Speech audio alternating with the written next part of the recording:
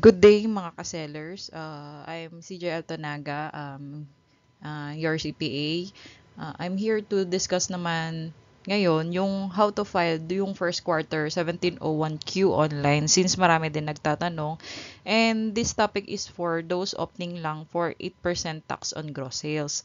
Kasi nga mga small sellers usually nag-opt for 8%.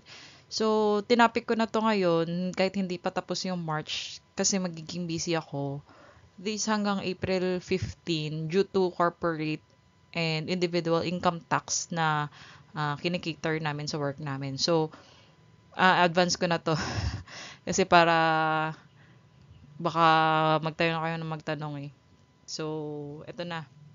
So, how to file the first quarter 1701Q online para hindi na tayo babalik no sa RDO natin. And this is for those opting for 8% tax on gross sales for online sellers to. So, may mga samples tayo for online sellers. So, disclaimer tayo, this is not your absolute computation. Ginawa tong video na to March 2024, holiday, this holiday, this March 28 ngayon.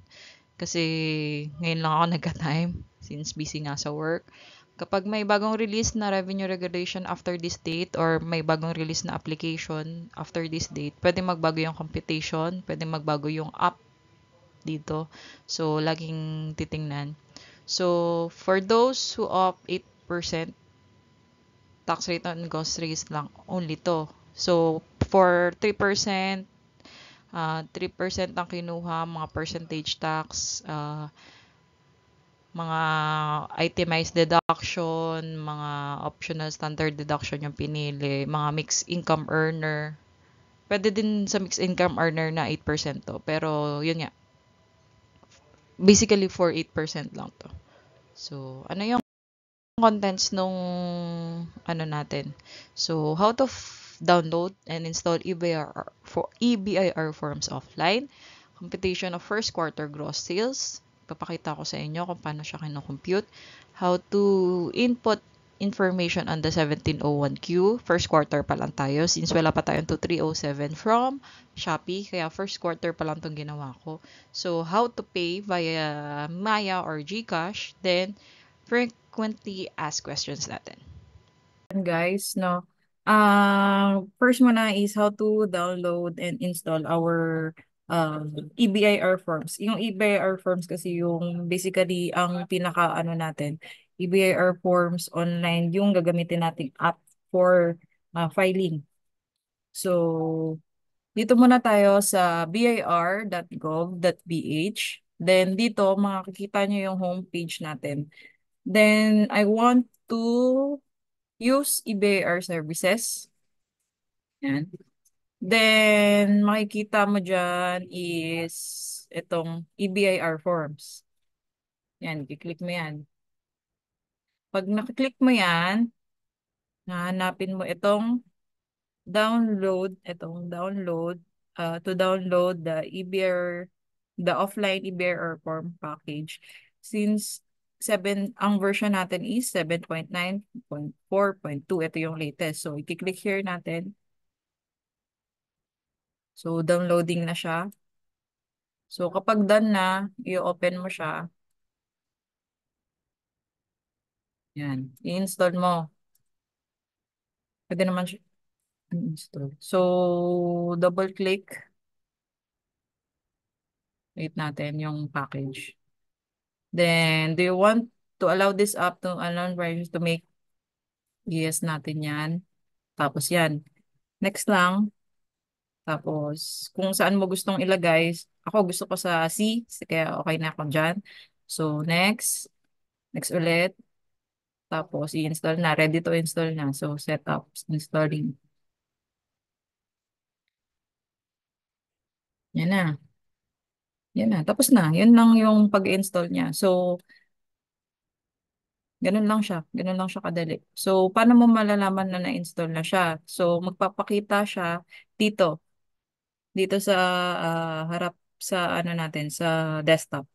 So, ayan. Meron na siyang BAR Forms shortcut.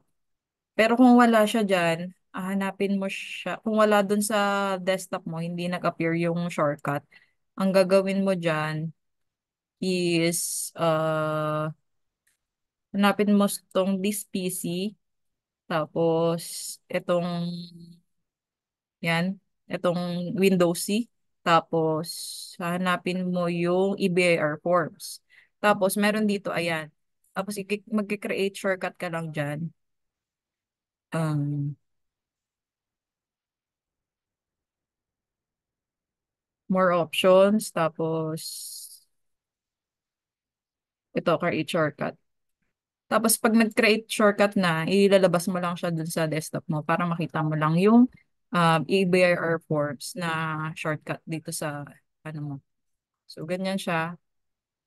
Sample is, meron na siya, nakaano na, ayan na. So, tama ba na ang version natin is 7.9.4.2? Dapat laging latest version yung ginagamit mo. So, dito, tama naman siya na 7.9.4.2 siya. So, yan siya. So, ito yung makikita mo on the,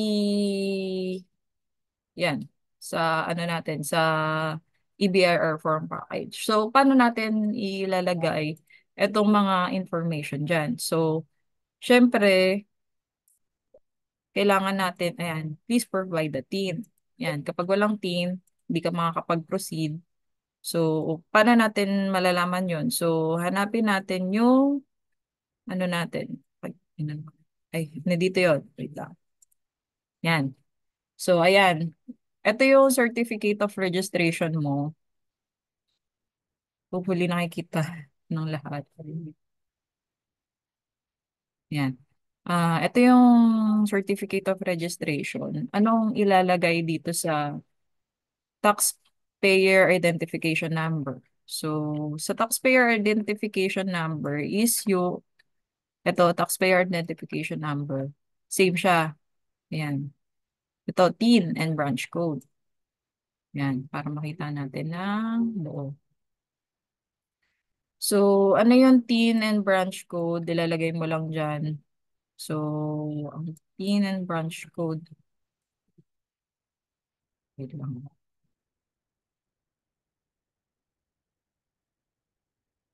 Yan, para makita niyo yung ano. So, i-blur ko naman ito mamaya. Yan. So, ang TIN natin is same dito sa,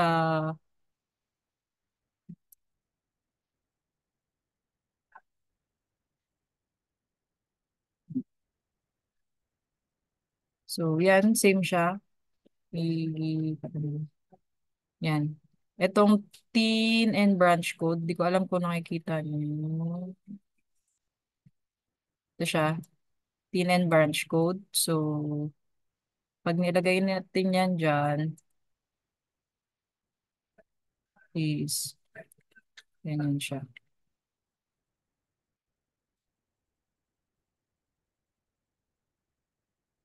So, sa akin kasi, meron na kasi akong file dati. Nakapag-file na kami since 2022 pa yung registration date namin. So, ganyan siya. Ang nasaan naman yung RDO code. Ano naman mo yung RDO code? Ito, yung RDO code. Dito mo siya ilalagay sa RDO code dito. Then, line of business. Dito mo siya makikita. Ito ang line of business mo. Tapos, ang taxpayer's name. Ito siya, name of taxpayer. Kung ano yung nakalagay dyan. Then, registered address. Ito, registered address. Then, zip code. Alam mo naman yung zip code nyo. Yung banda na dito. Then, yung telephone number na niregister. Tapos, yung email address na niregister mo with BIR. Yun siya. Email address.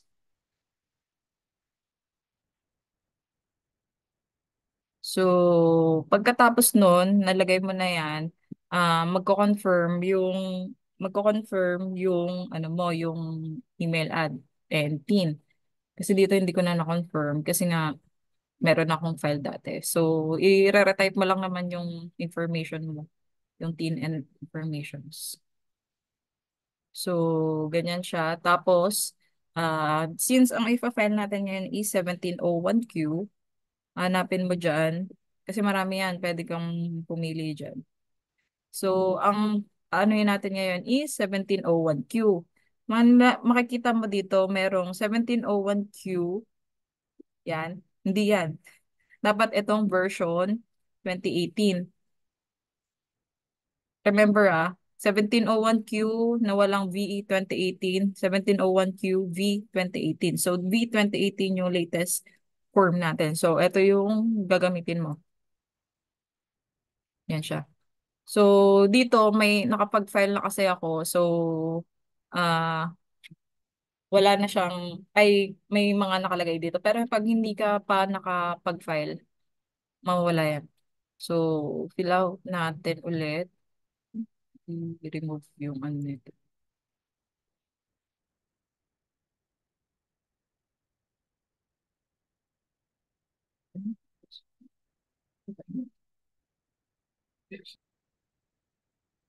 So, ayun na, no? Since meron na tayong 1701Q V 2018, i-ano lang natin, fill up, yun lang siya. Pagka-fill up mo, yan, may mga lalabas dyan. So, bago tayo, bago tayo pumunta dito sa pag-fill out neto, tingnan muna natin kung ano yung, paano tayo magko-compute ah, nung sa gross sales natin. Since 8% tayo, titingnan muna, compute muna tayo kung ano ilalagay natin dito. So, for now, yan. May ginawa kasi ako, kinuha ko yung monthly report ni Shopee like this. Yan. So, ito yung monthly report ni Shopee. Noong January, product price paid by buyer. Ito siya, no? Ito siya, product price paid by buyer. So, 18,9, ito siya, 18,967. Tapos, buyer paid shipping fee. Ito siya. Yan. Yun lang, sinulat ko lang siya dyan. So, ang total na payout release ko is 16,357. So, ganyan ko lang siya sa mula January, February, since meron na yung February. Then, yung March, sample lang kasi yun nga, wala pa yung monthly income na monthly income statement. So, paano ba hinahanap tong monthly income statement? So, tingnan natin. Ay, wala. So, paano ba yung monthly income statement? Shopee Seller Center. So, may nagtatanong, paano makuha yung income statement? So, home natin. Then, yung may income. Tapos, manghihingi yan ng password. Oops, invalid pa. Yan. So, pagka nandito ka na, dito, yung income statement dito, more. Tapos, kunin mo lang February, January. So, for January, ito siya, statement for January 2024. So, ida-download mo lang yun siya na PDF. So, yun lang. Yun lang naman siya. So, ayun, dahil nakuha ko na siya, hindi ko na dinownload ulit para hindi na ano. So, ano ba yung kailangan natin kunin dito? Tinotal ko na ang quarters natin is, ang first quarter, ang sakop niya, since individual tayo or sole proprietorship. So, ang first quarter natin is January, February, and March. So, yung March, sample lang, since wala pa nga yung March statement and magiging busy din ako the following days. So, inuna ko na muna to. So, ano nga ba ang gross sales natin?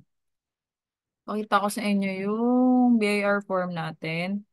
So, ano ba ang pipiliin natin dito sa BIR form is first quarter, single proprietor, then business income tax, itong 8%. Yan, ikita nyo naman yan dyan. So, ano yan?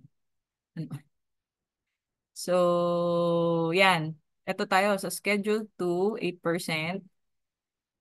So, ang nakalagay dyan, sales revenue sales revenue, receipts, and fees, net of sales discount. So, ayan siya.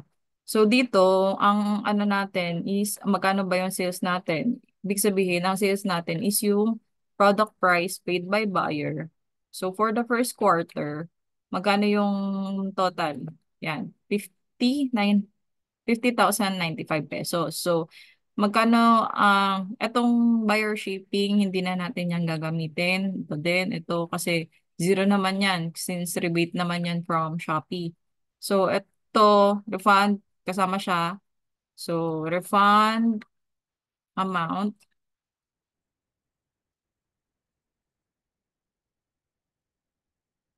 yan. Then, less yan. Then, yung seller ko, seller voucher discount. Kasi nga, dun sabi sa ano, di ba, ang sabi dito sa sales revenues, receipts, fees, net of sales return, allowances, and discount. So, net dapat. So, yan. May 280 ako na sa seller voucher. So, ipagpa-plus natin. So, ang total na gross sales ko is 49,605. Yan yung dapat magre-reflect na gross sales dito sa ating 1701Q 2018. V 2018. So, ayan, meron na kayong. So, dapat itong ano mo, itong 49,605, yan din yung lalabas as gross sales dun sa total din ng sa cash receipts, cash receipts book mo.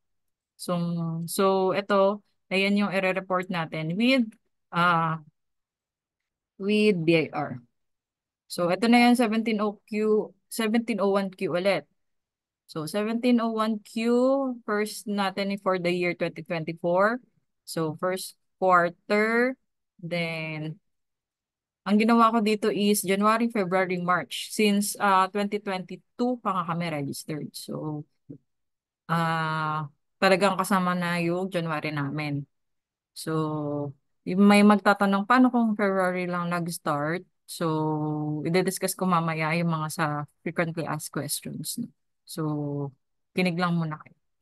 So, 2024, first quarter, since first quarter pa lang tayo. Then, single proprietor. Uh, then, business income na 8%, kasi nga 8% tayo. Pero kapag mixed income ka, itong mix na 8%. Pero ito, 1701Q, yan. Tapos date of birth, kung kailan yung birth nung taxpayer. Yan. Tapos, yan na yan. Automatic na yan. Tapos, citizenship, Filipino. Yan. Tapos, since 8% na yung pinili mo sa taas, magiging 8% na din to sa tax rate natin dyan sa, yan. 8% dito, 8% dyan. So, magiging, pagkatapos mo niyan, tapos ka na dyan,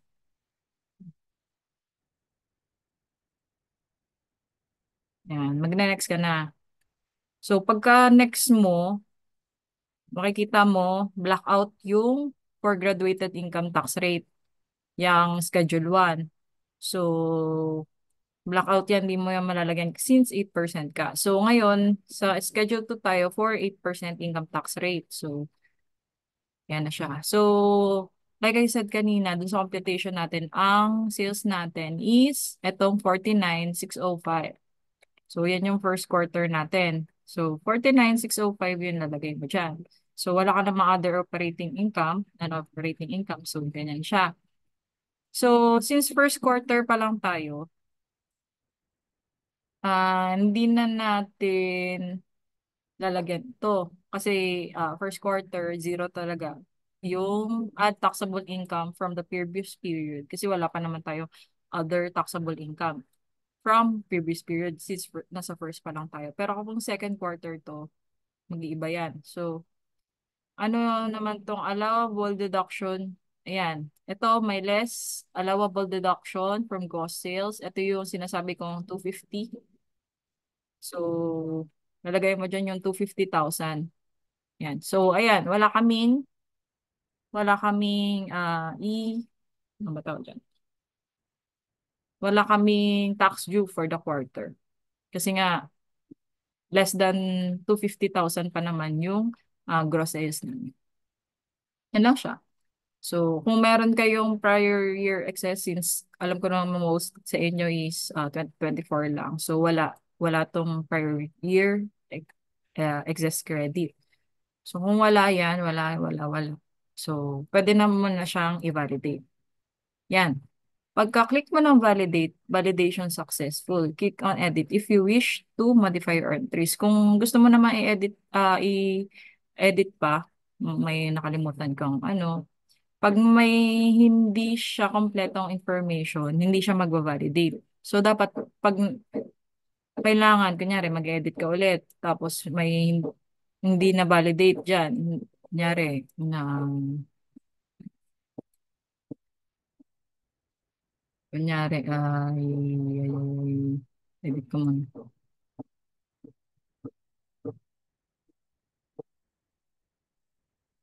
Kunyari, hindi ko nalagyan ito. Kunyari, yan, citizenship. Pag binalidate ko, validated.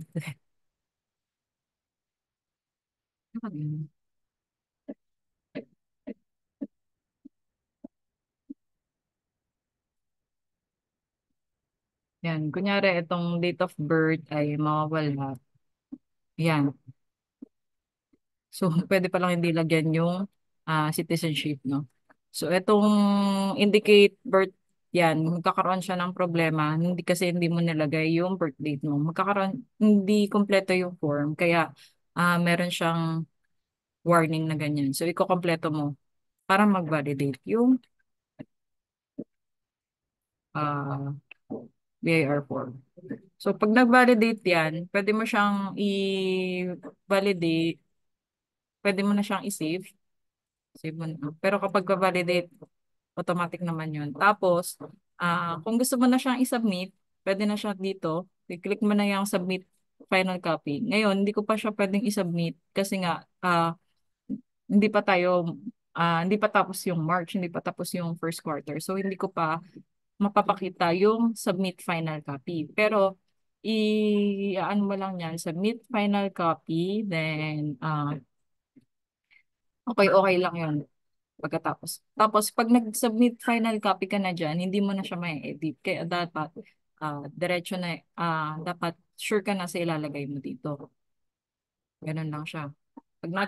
Pag na-submit final copy mo na, magiging okay na yon. Tapos, kung may babayaran ka, ay, yan. So, sa Gmail mo, pag na-submit final copy mo na siya, ang may mga do-notif sa'yo, ganito yung notif niya. 1701Q.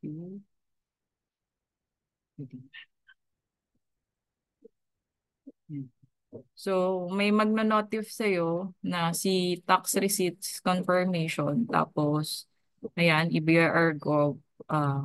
Ayan ang ano niya. Tapos, ito yung mga details. Meron dyan nakalagay 1701Q 2013. Tapos, kung anong Q, magiging Q1 yan. So, yun, safe ka na. Safe ka na sabihin mo nakapag-file ka na. Kahit zero siya.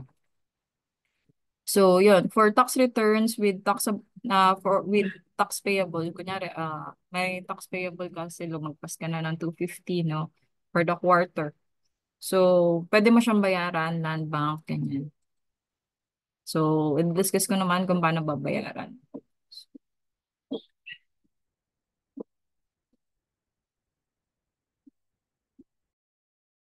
So yun sa ginawa ko kanina is wala siyang payment. So, kung walang payment, hindi mo na kailangan tong payment method na to. So, skip ka na dun sa mga last part neto. So, this is for yung sa may mga payment lang. So, kapag nakapag-file ka na nung walang payment, okay na yun. Ah, Parang nakapag-file ka na din ng 1701Q mo. So, dito sa payment,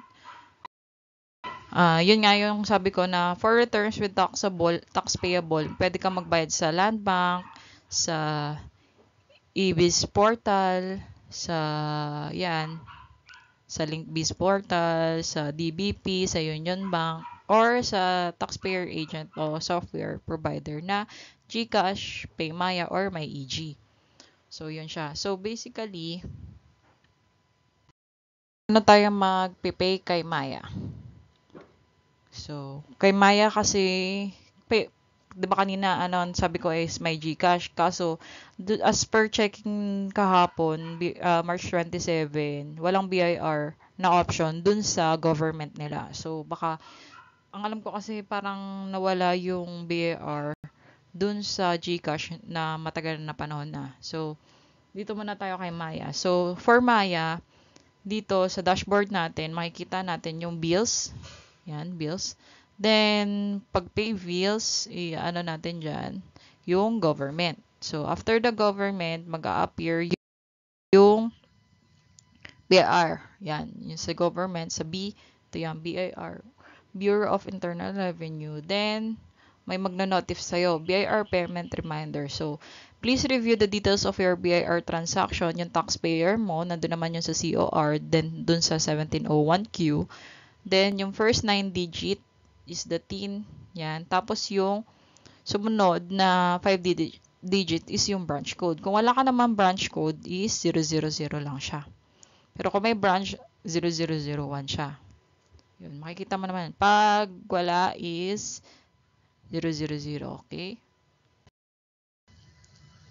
Then, papasok siya dito. Ito yun, isang mahaba. Isang mahaba siyang ganyan. So, you are paying for BR. Tapos, ito yung TIN. Nasa COR, nasa 1701Q naman yan. Tapos, branch TIN code. Kung wala kang branch, 000 yan. 50. Sorry. Then, amount. Kung magkano yun, nasa 1701Q na babayaran mo. Yan siya. Tapos, yung RDO number, makikita mo naman yung yun sa COR, then sa 1701. Tapos, ang form series natin is 1700.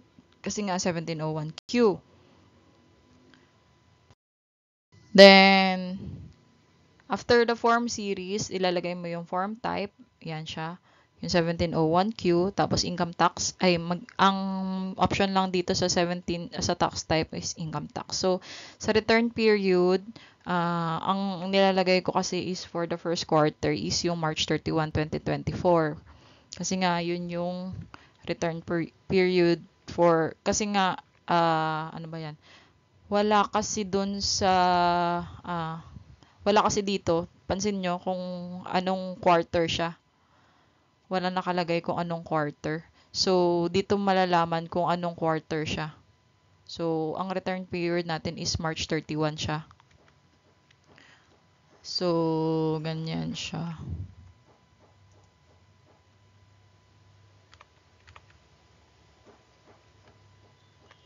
Kaya, March 31 yung nilalagay ko dyan. Tapos, i-enter nyo yung email nyo para ma-receive mo yung confirmation. Yung email na to, email din na ang business mo. So, dito na tayo sa frequently asked questions natin. No? So, anong date ng sales ang kasama? So, may nagtatanong, anong date ng sales ang kasama sa reporting ng first quarter ng natin ngayon 2024? So, as an individual taxpayer or sole proprietor, ang first quarter natin ay January to March. So, kapag individual ka kasi is calendar yung year end mo. So, January to March is the first quarter, April to June is yung second quarter, July to September is yung third quarter, then whole year na yung next.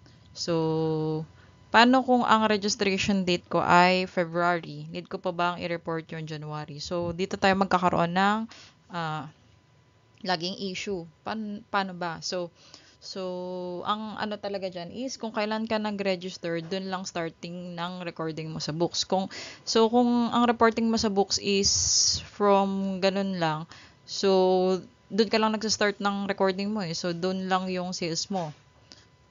Paano ka naman makakapag-sales, makakapagsulat sa books kung wala ka pang books nung January? So, pero, as an accountant, ang lagi namin sinasabi is dapat kasama yung January since may income ka na naman talaga nun. So, you need mo nang i-report yung for January mo na sales. Pero, yun nga, as ikaw, as a business owner, nasa sa'yo kung magkano yung i-declare mo. So, kumbaga, ikaw yung may responsibility ng reporting ng sales mo at ng business mo. So, kasi kung ang reporting ni Shopee is from January 2024, so magkakaroon kayo ng kunyari meron kang mang sales ng January, tapos hindi mo yan na-report kasi February ka lang, magkakaroon ng difference yung ire-report mo with BIR tsaka nung sa reporting mo. Yung reporting mo at ni Shopee, magkakaroon ng difference. Kung January, kung start ng January yung reporting ni Shopee. Pero kung talagang start ang reporting ni Shopee, ang declared sales ni Shopee is from April lang, medyo safe yung January mo. Kumbaga safe itong first quarter mo na mag-start ka lang ng recording and yung filing mo ng February. So, kung hindi na kukunin ni BIR yung mga VAT reports ni Shopee, safe yung safe itong first quarter. So, pwede kang mag-report ng February lang. So, yun nga. Pero yun nga, as a business owner, ikaw yung may sole na paninindigan, responsibility mo yan. Nasa sa'yo kung de-declare mo ng tama or de-declare mo ng hindi. Nasa sa'yo. Ikaw yung may business niyan, ikaw magbabayad niyan. So, ikaw ang may sole responsibility kasi business mo yan. Yun nga. Yun lang naman. So, kailangan pa ba pumunta sa RDO para ipasa yung 1701Q or sapat na yung online filing? Kung wala kang, di na kailangan, di na kailangan. So, sapat na yung magpasa ka online at may confirmation naman dun sa email. So, kapag hinanap sa'yo, bigay mo lang yung confirmation mo sa email. Tapos, pwede mo naman i-print yung nasa 1701Q EBAR forms. Tapos, may nakalagay naman dun na print. Dun lang siya. So, di na kailangan sapat na yung nagpasa ka online at may confirmation naman. Pero kung tapos magtatanong kayo kung may payment, pwede bang sa bank yung payment? Yes, pwede naman sa bank. Para maipasa mo na din yung 1701Q mo. Na sure ka na naipasa at nakapagbayad ka. Kasi parang same scenario with GCash. Kaya siguro nawala yung BIR nila kasi nagkaroon ng issue na na-late yung reporting ni GCash with BIR. Parang ganun yata yung nangyari. Tapos nagkaka-penalty si taxpayer. Kaya medyo nawala yung BIR sa GCash yata. So, ang ginagawa na nila ngayon, finifix nila yung kung ano man nangyari. So, ayun siya. So, paano kung may 2307 na sa second quarter filing na natin siya pag-usapan. So, reminder lang na ang deadline natin for filing and payment for first quarter is on May 15, 2024. So, filing and payment deadline is sa May pa naman, May 15, 2024. Thank you. Again, yun lang naman yung topic natin for today, yung 1701Q for the 8% taxpayers. So, kung nakatulong to sa inyo, yung vid na to, please like, share, and subscribe para, syempre, may effort din naman na makatulong kayo sa amin na dumami yung subscribers para ma-monetize din naman. So, salamat. God bless. Then, enjoy your holidays. Ang YouTube channel natin is Out F Travel. So, thank you for listening and thank you.